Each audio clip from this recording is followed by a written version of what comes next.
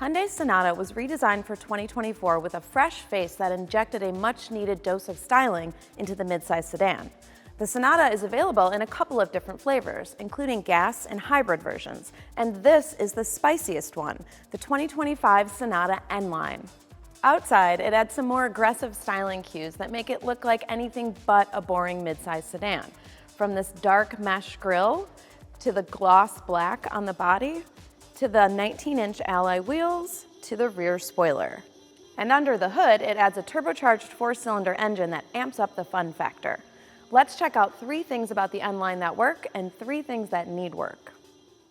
First, the regular Sonata's comfortable driving dynamics are a big plus, and the N-Line only builds on that by adding some liveliness.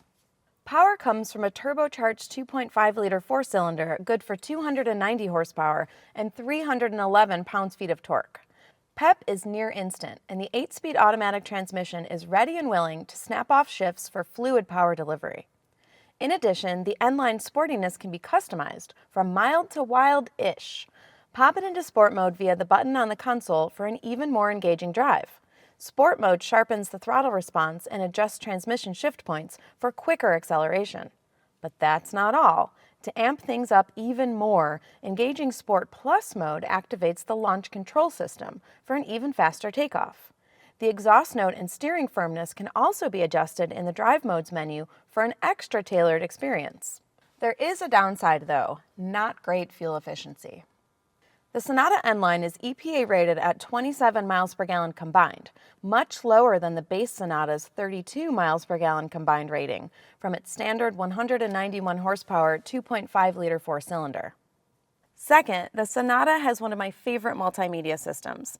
It pairs a 12.3-inch digital instrument cluster, which is standard on N-Line models and available on other Sonatas, with a standard 12.3-inch touchscreen infotainment system. Together, they form a continuous curved panel for a stylish, fancy, and modern look, and what's even better is that the whole system is easy to use. The gauge cluster is customizable and the touchscreen infotainment system is very easy to use, with a clear menu structure and a quick responsiveness from the touchscreen. What's more, wireless Apple CarPlay and Android Auto are now standard on all Sonatas, which feels like a long time coming since some competitors have had this feature standard for a while. And third is the N-Line's comfortable and stylish cabin. The regular Sonata's cabin is nice, but again, the N-Line takes things up a notch and makes for a more interesting space. Highlights include synthetic leather gray sport seats with red stitching and trim, a leather-wrapped steering wheel, aluminum pedals, and ambient lighting.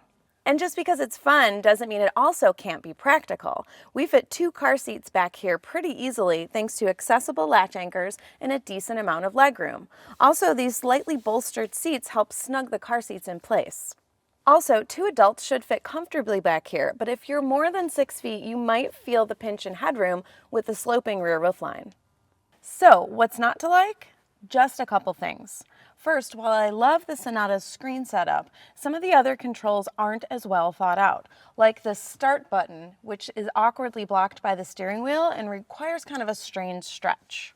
Also, the shifter stalk is too close to the wiper wand, and I mistook one for the other a couple of times.